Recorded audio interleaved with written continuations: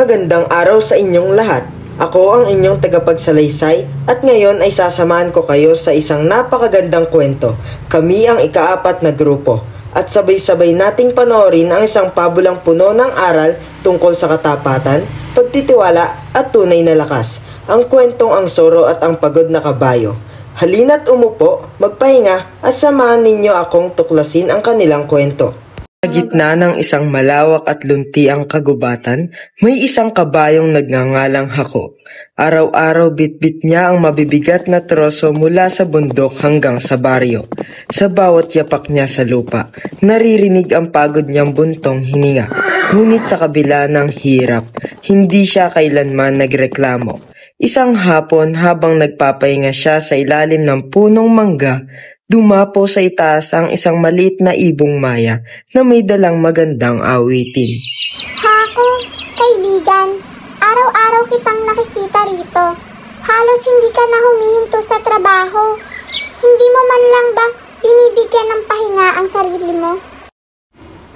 Maya, hindi ko pwedeng itigil ang paghatid ng mga troso. Umaasa sa akin ng mga tao sa baryo.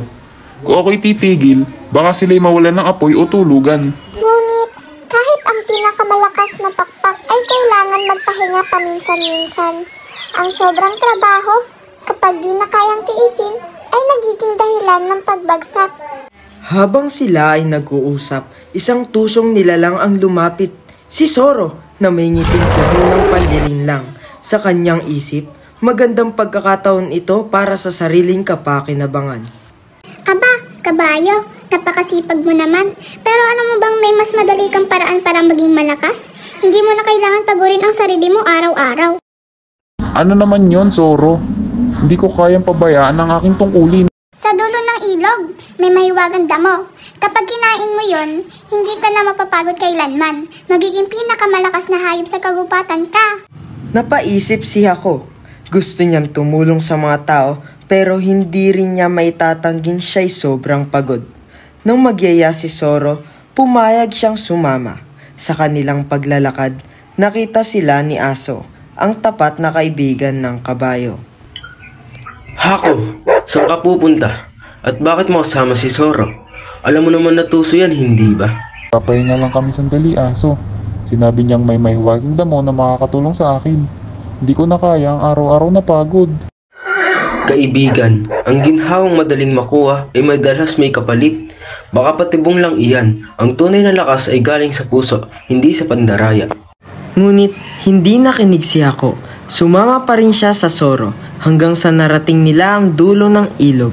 Doon, nakita nila ang isang malalim na hukay na puno ng tuyong dahon. Diyan sa ilalim nakatago ang mahiwagang damo. Tumalon ka lang at makikita mo ito. Parang delikado yata. Soro? Sigurado ka bang may damo riyan? Bago pa man tumalon ang kabayo, dumating si Maya at si Koneho, ang lira, parehong hingal na hingal sa pagtakbo. Huwag kang maniwala, Hako. Walang mahiwagang damo dyan. Ang hukay na yan ay bitag. Kaibigan, minsan, ang pagod ay sinusubok lang tayo. Hindi kailangang tumakas sa hirap. Kailangan lang nating matutong huminga at humingi ng tulong sa mga tunay na kaibigan. Tama si Lira. Hako, tandaan mo, ang pandaraya ay laging may kabayaran. Pero ang katapatan ay nagbibigay ng kapayapaan. Natigilan si Hako. Napatingin siya kay Soro na tila biglang nahiya.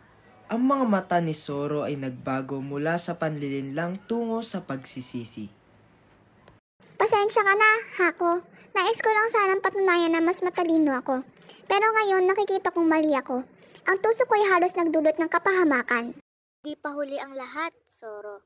Ang tunay na lakas ay hindi sa panlilinlang, kundi sa pagtutulungan.